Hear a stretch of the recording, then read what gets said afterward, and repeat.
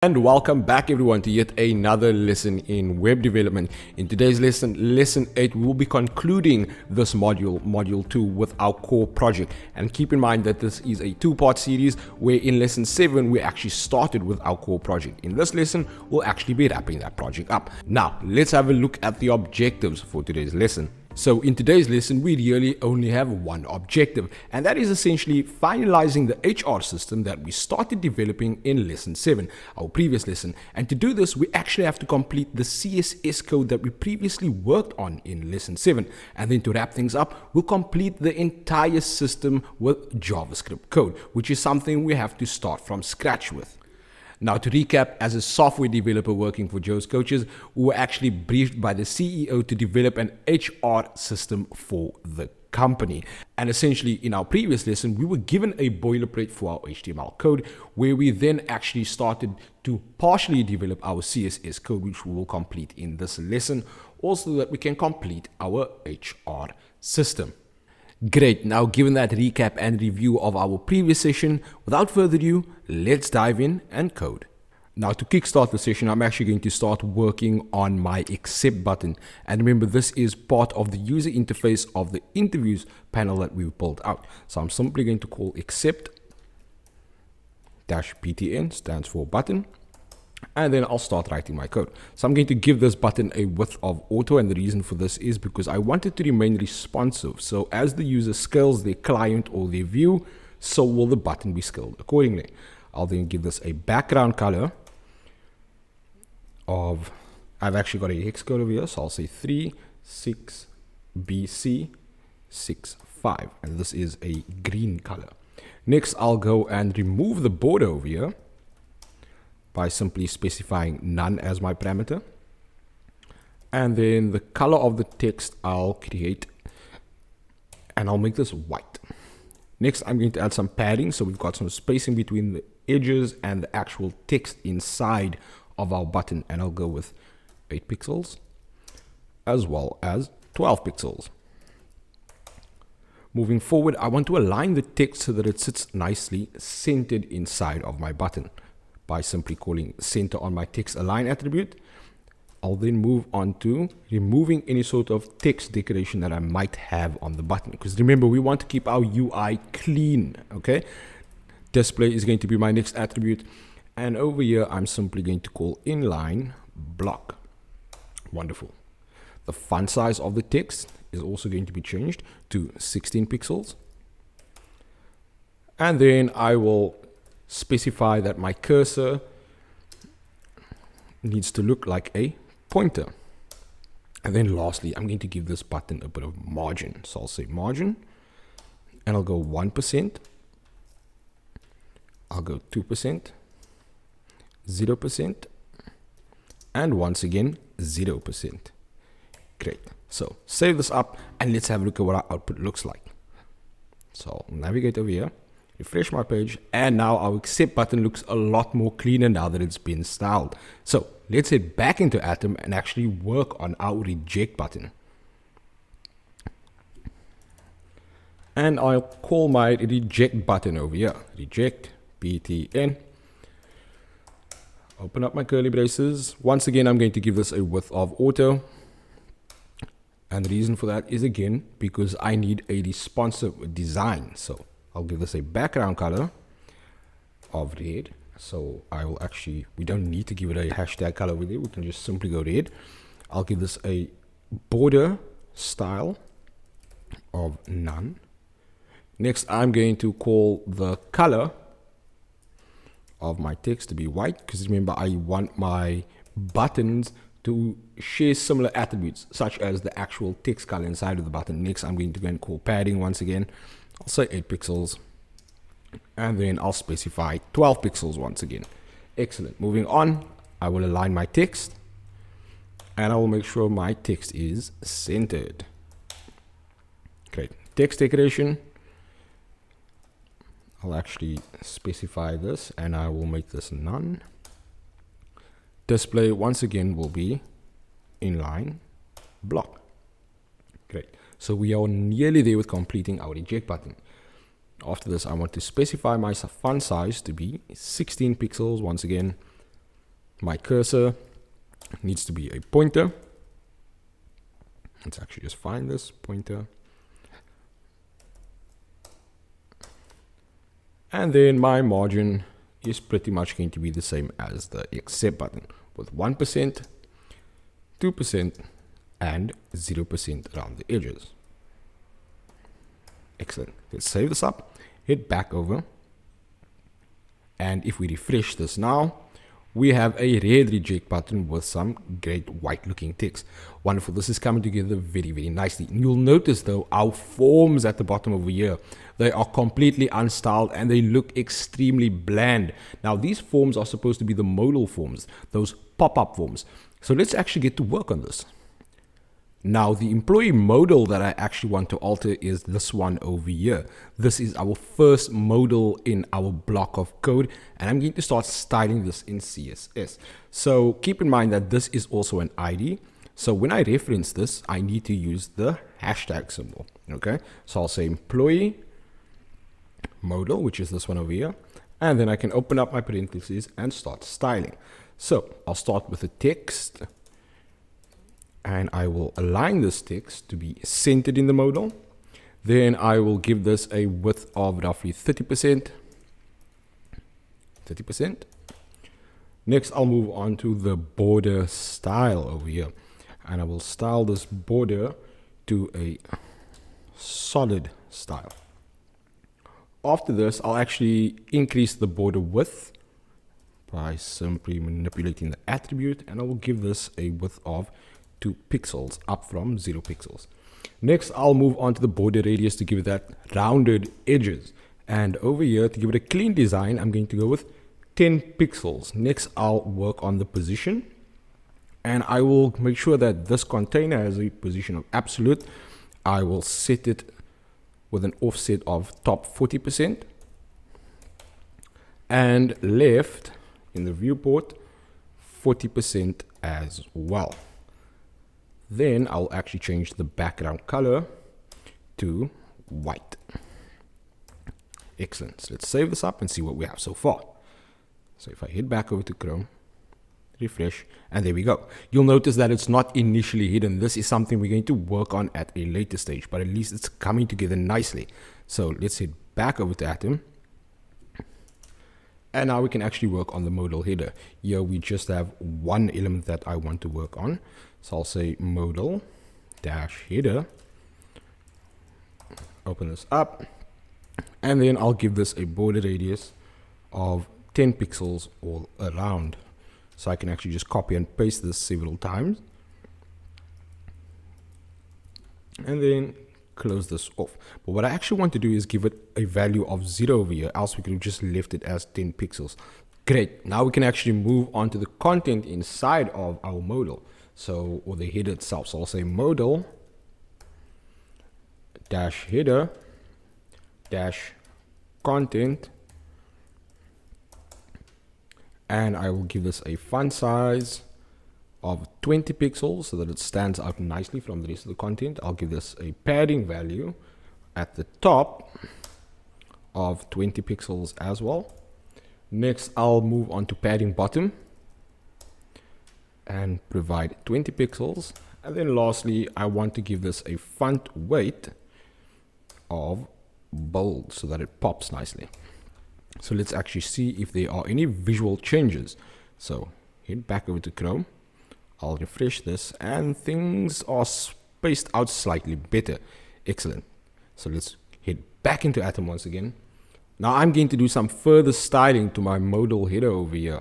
So I'll actually just open up another modal header here. There's two ways to actually do this. You could actually just call the code at the top over here, but just that we remain experimental, I think we can actually just go ahead and create a second block file CSS. Again, this is not always the best way moving forward, but it's important to practice multiple ways of doing the same thing.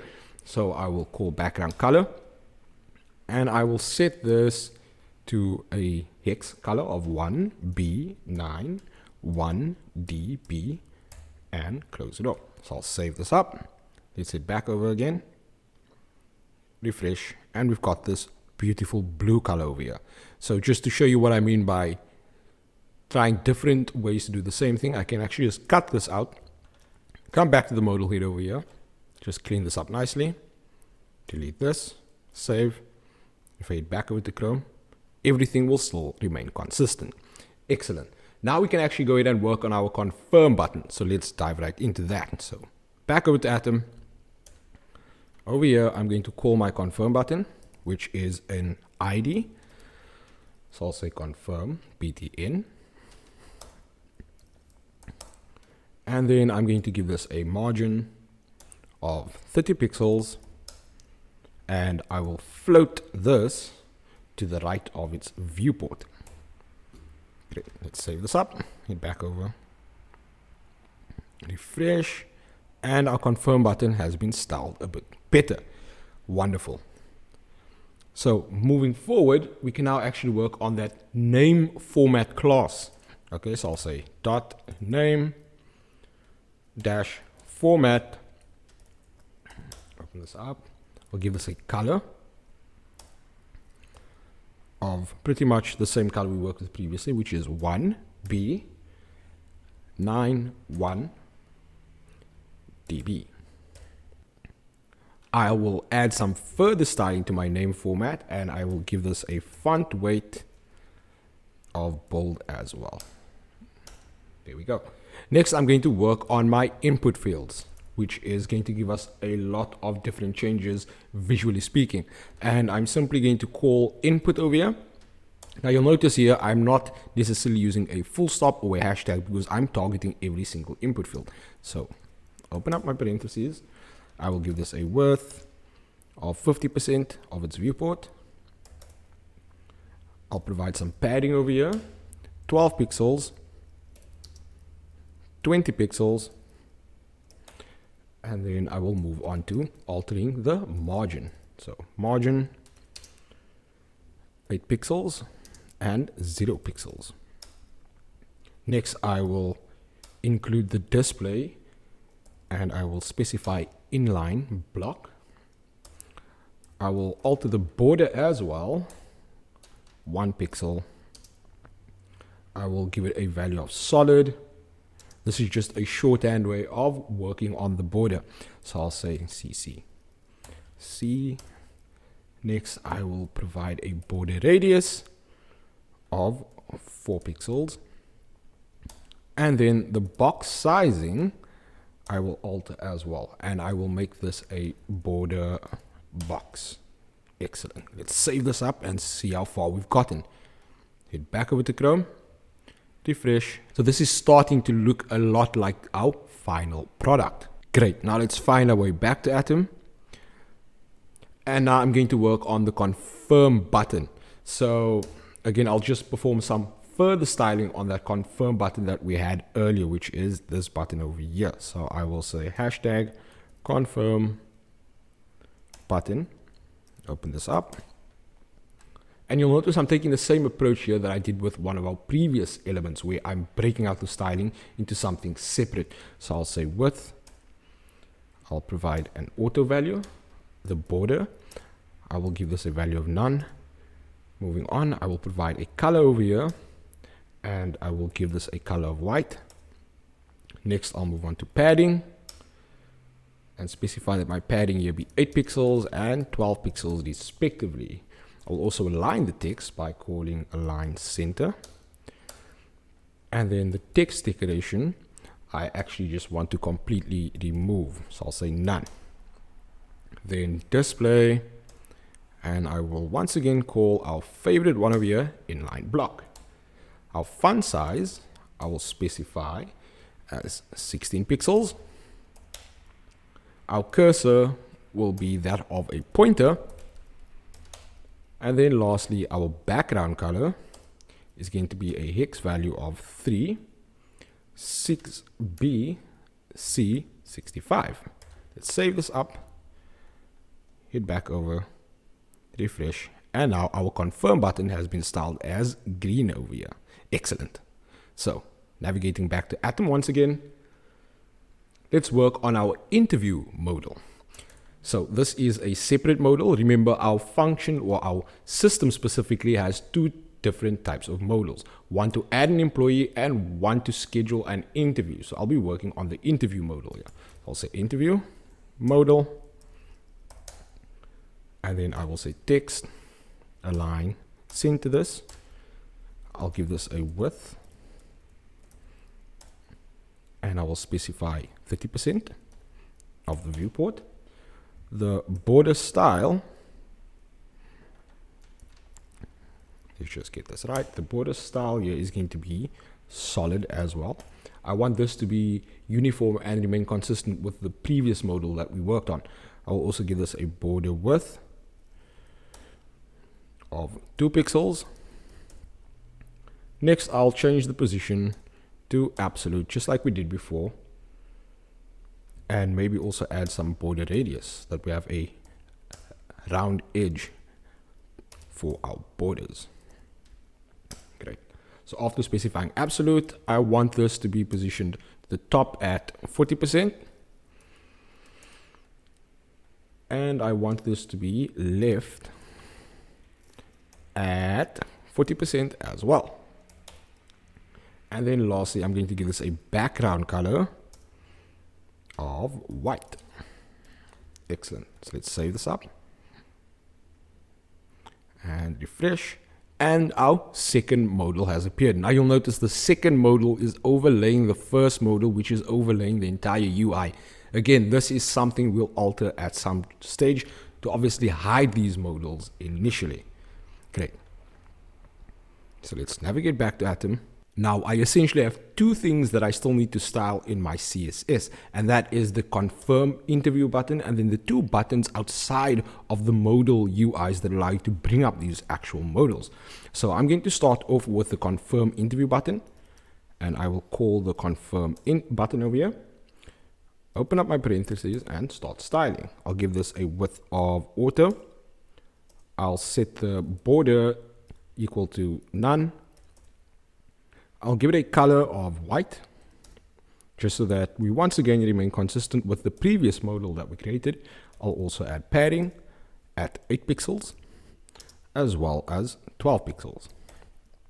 Next, I'll move on to text align and center this. And then once I'm done with that, I will remove any sort of text decoration we might have. After this, I will call display and again inline block and set the font size over here equal to 16 pixels. Great. I will ensure that my cursor is of pointer type, and then I will give this a background color of a specific hex code, and this hex code is going to be hashtag 36BC65. And then I will give this a margin of 30 pixels. And then lastly, I will float this to the right of the viewport. Great. So one more thing to do, and that is actually working on the buttons outside of the modal UI. So before we do any sort of refreshing, let's go ahead and actually do just that. So I will call the button. I will float it to the right hand side of the screen. I will give it a background color of, once again, hashtag 1B91DB. I will provide a width over here of something like 8%, should do just fine. I will remove any borders that I might have. I'll set this again to border none. I'll give this a color of white for the text. I'll provide some padding for these buttons, and here we'll go with a value of 12 pixels as well as 16 pixels respectively. I will align the text like we've been doing, and I'll provide center. Any text decoration should be set to none. My display is going to be set to inline block. Let's actually just correct this. Inline block. And my font size over here is going to be 16 pixels. And then to wrap things up, I'll set the cursor to pointer. And then lastly, I will give it a margin right value, not all the way, but simply just of 2%. Wonderful. So let's save this and see what our final output looks like for our CSS code so far. And these are the two buttons at the bottom that I was referring to. So if I refresh this, my button has been styled over here, my confirm interview button, and then I've got these two buttons over here that I've also styled. They use a class, and that's why I could actually just write one block of CSS code to target both of these buttons. Wonderful stuff. Now, completing our CSS section was quite code intensive. So if you are feeling a bit of code fatigue, I do suggest you take a break, stretch your legs, maybe get a cup of coffee or tea, whatever tickles your fancy, and we'll hop right back into it and complete our system with JavaScript. Great. Now, if you've decided to take a break, then welcome back. If not, we'll just keep going. Now, the first thing I need to do in order to hook up my JavaScript is to create a new file. So I'm simply going to call new file under the file tab over here. And then I'm going to save this immediately after I've created it. And I'm going to store this in a folder called JS. So I'll just rename this folder here and I will call this JS. Inside of this folder is where I'll actually save my JavaScript file. So I'll say main.js and I'll save that. So now this file will be treated as a JavaScript file. How do we know that? Because we are getting code highlighting at the top. So first of all, I need to create a couple of variables to hold some elements from my HTML code. So the first couple of variables I want to store is going to be my lists, my two lists specifically. And if we have a look at our HTML code over here, the interviews list is one of the lists we want to store because this is where we'll be appending new cards to. We also want to grab our employee list over here. And then we want to grab the modals that we worked with just a second ago in CSS. So I'm going to go ahead and create a variable over here. My first one is going to be employee. And I will call this employee list holder. And I will set this equal to document because I need to grab the document, keep that in mind. And then I will call the query selector over here, query selector. And now I need to pass in a parameter. And that parameter here is going to be the employee list. So I need to pass it in as a string. And yeah, I will simply just say employee list. Let's actually, we don't get it on our pre-suggested item. So I'll have to call it from scratch. So I'll say employee dash list. Then on a new line, I'm going to create another variable to hold my interviews. So I'll say interview list holder, which is equal to document dot query selector. And once again, I'll pass in a string. And this one was simply just called interviews. Okay, so I'm grabbing my employee list and then I'm also grabbing my interview list. Now the next variable is going to have my add employee modal. Okay, and this is just going to store the modal so that I can actually hide it. So I'll say document, once again, dot query selector, open this up, and then I will pass in my employee. Let's see if we get it on our pre-suggested list. Yes, we do. Employee modal. This was an ID, therefore I'm using hashtag. And then the last variable I want to store is add interview modal. And I'll set this once again to document dot query selector. And if I'm not mistaken, this was an ID as well. So I'm going to call this interview modal. Great. So now we've stored all of those elements inside variables.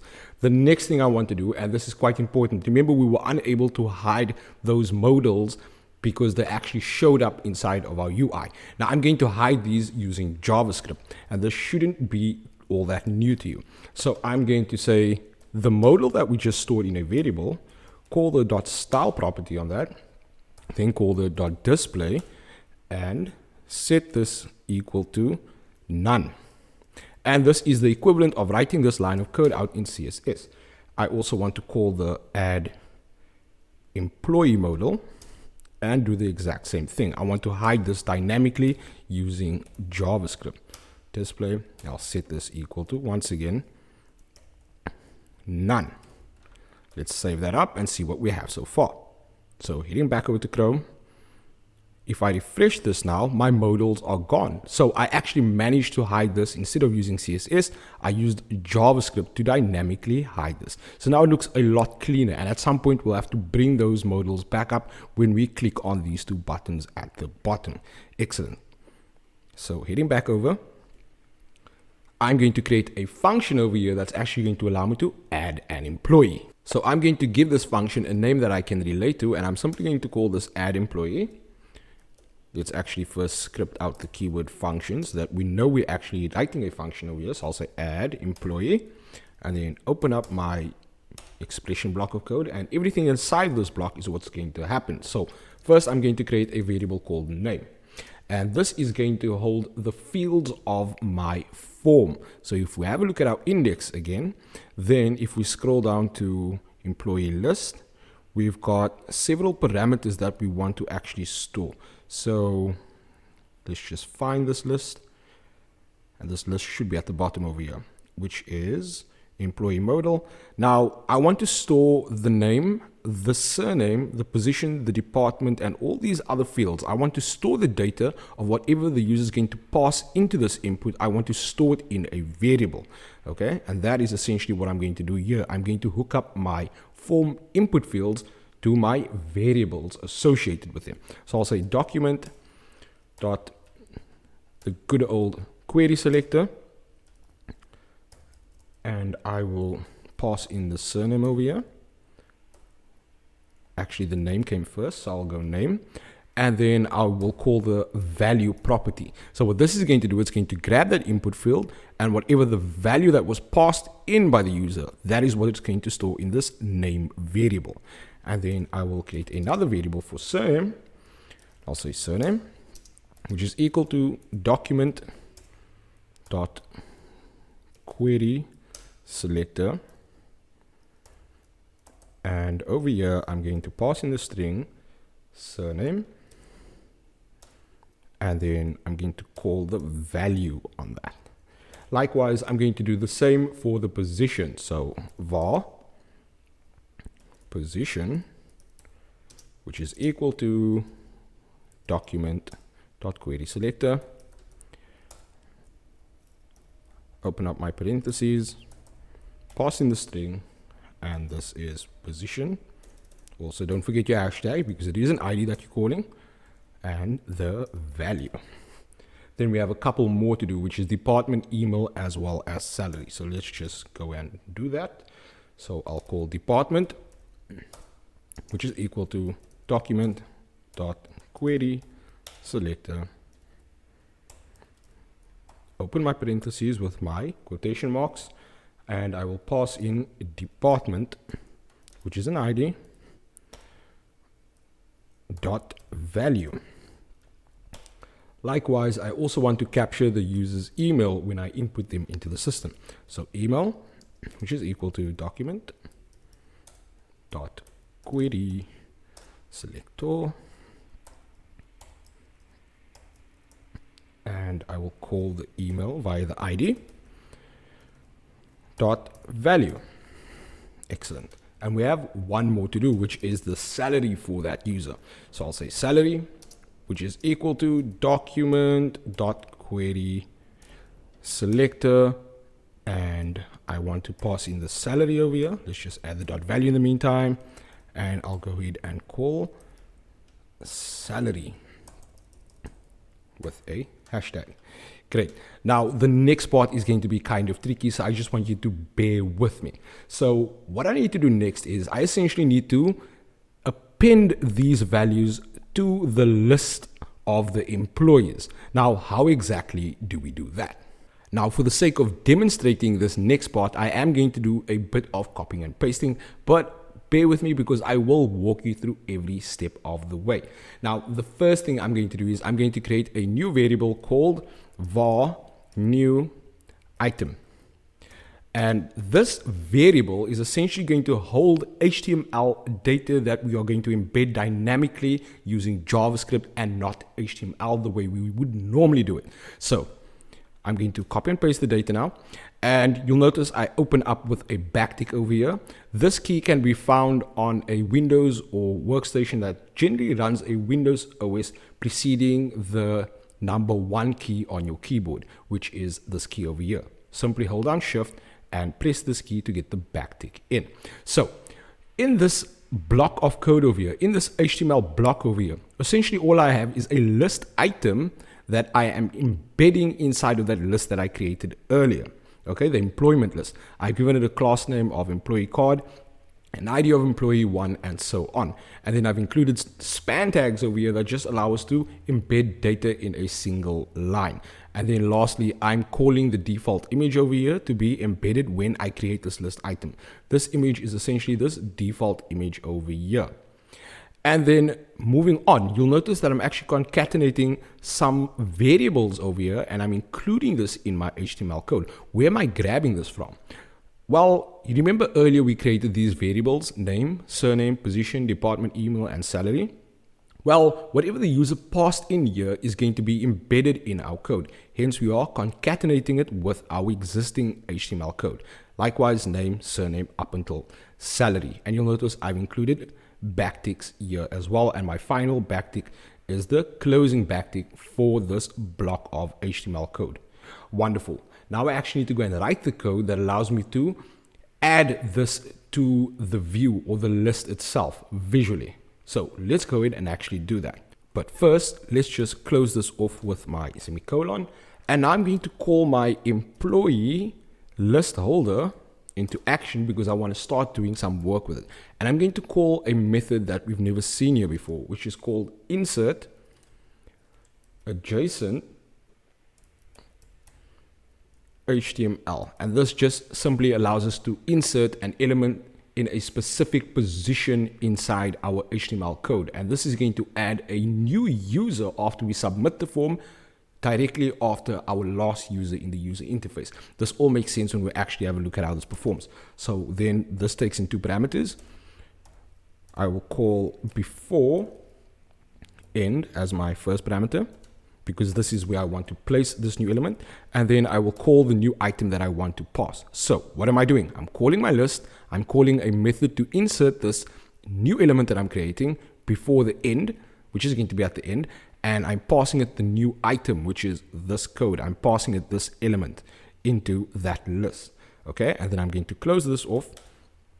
And then I'm going to say add employee modal dot style dot display, which is equal to none in this case. And all this does is it just hides that modal after I've submitted the new employee. Now you will notice that I haven't actually called the function dynamically in JavaScript using an event handler. Okay, in fact, I've actually called it inside my index.html file. And that is simply over here by calling the onClick method and calling the function that we just created. So if I hit back over to my main.js, this function is being called inside my index.html. Now let's actually have a look at the code, make sure everything is intact. So we've created a function at the top. And what you'll notice is that I actually do have a syntax issue here. I need to include my parentheses because this is a function after all, even though I'm not passing in any parameters.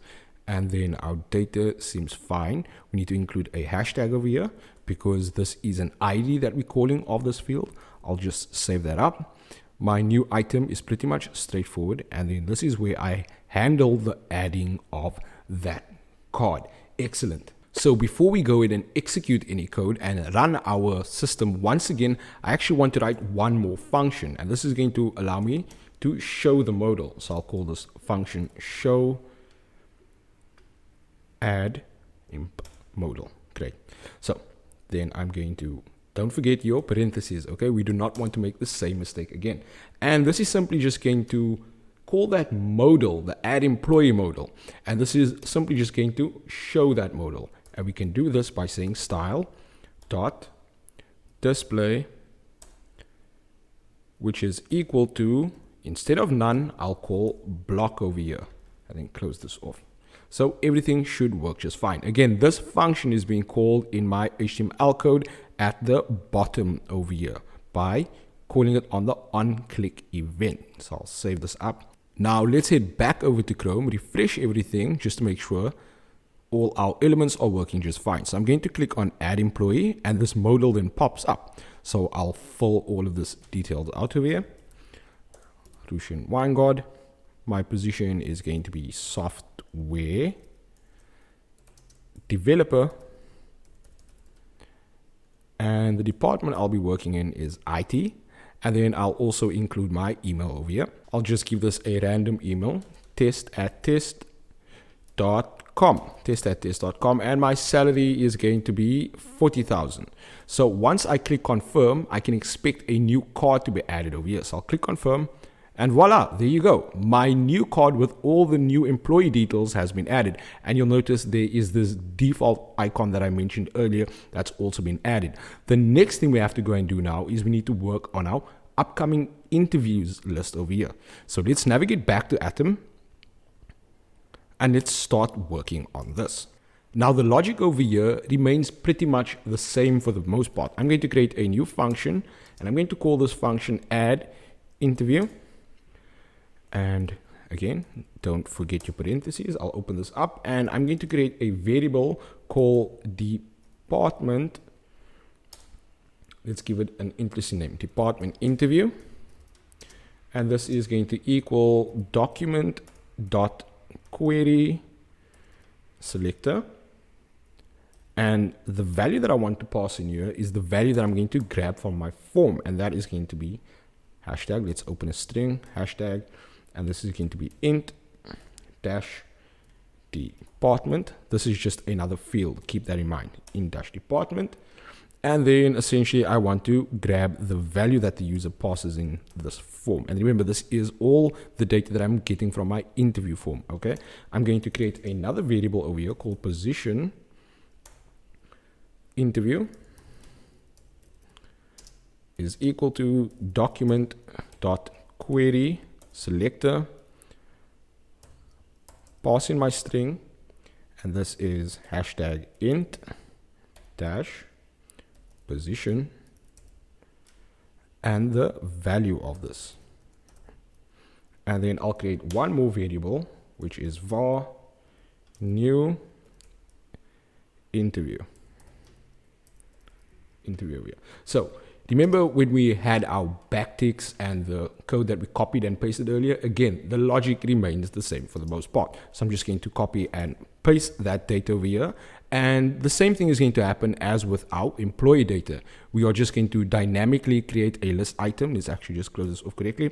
And then we are going to concatenate that with the values that the user passes in here in this form. Where do I get this form from? Well, if we scroll up, that is essentially the ID here and the ID here and the elements associated with that IDs, which is my inputs. Okay, so heading back over to Atom, now I actually need to work on the logic for inserting this. And again, for the most part, it's going to remain the same.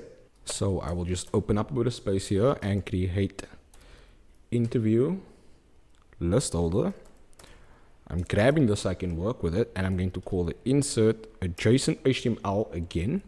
And remember, this method actually takes in two parameters. In this case, I will go with before end, and the second parameter is going to be this item that I want to append over here, which is new interview. So I can actually just copy this and then paste this over here. Just clean this up, and then I'm going to call add interview modal dot style dot display equals none, and this just hides the modal after I've submitted it. Great. I need one more function, and that function over here is to show the modal. So function show int modal, and I'll just open my parentheses over here, add interview modal dot style dot display which is equal to block. And remember, this is the equivalent of working in CSS. So let's double check our code and make sure everything is worded correctly with no syntax issues. This seems just fine. I have a function over here. And just by the way, this function over here is being called over here. Okay. We are calling it through our HTML code. Now let's save this up, keep our fingers crossed, and hope everything works out just fine. So I'm going to refresh this. Now I will click the add interview button. My modal pops up. Great. And I will call a department IT over here, or let's say logistics. And then maybe this upcoming interview is for a new driver that we want to hire for the company. And let's just make sure it's not available in my interviews. Once I click confirm, that then gets added and looks exactly like the other list items over here. Wonderful. And that brings us to the end of this tutorial. Now, there is obviously a lot more that you can actually do here. For example, you could actually add an employee, or add an interview, and then pass that to the back end and store it on a database. But of course, that is beyond the scope of this course. Now, with that being said, I do encourage you to customize this platform however you would actually like to, and you could even show it off to your friends and employees just to show them what you've actually worked on and how you've developed your own HR system. Now, just before we officially close off this practical session, I do have a challenge for you, and I want you to consider improving the HR system by adding functionality that allows you to close the modals. Now, what exactly do I mean by this? So if you consider the platform we've built, by clicking on either of these buttons, we generally get the modal that we worked on. But there's an issue here. We can only confirm, we cannot close this modal down, which is a bit of an issue because the only way to get around this is to actually refresh the browser. And that can be quite annoying, especially from a user experience point of view. The same applies for adding an interview. We can only confirm and add an interview. So essentially, what the challenge implies is that you should be able to either add a X over here at the top, or maybe even a button that says cancel. And by clicking that button, this closes down the modal and returns to the main UI, which is the dashboard. And that is my challenge to you. Now, before I leave you with this challenge, here is just a small tiny hint. You should consider creating a function that uses the style.display attribute, okay, in JavaScript, of course. And then, of course, you can embed the element as you wish. That can be an X sign over here, or it could be a button. This is entirely up to you. Now, just a quick update, and for some exciting news before I wrap up the session, I will be taking a break from web development for the time being, at least before I get started with module 3 again. In actual fact, I'll be moving on to mobile application development, which is going to be really exciting and something I'm looking forward to.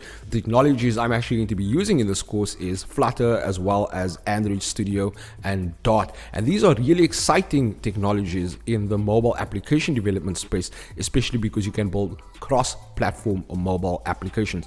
So that basically implies that you can actually build iOS applications as well as Android Studio applications using a single code base. Now, with that being said, rest assured I will be coming back to web development, and at some point I will be updating module 3 as well as module 4. So for those of you who are really keen on getting your hands dirty with mobile application development, I do suggest you keep an eye out for my upcoming course.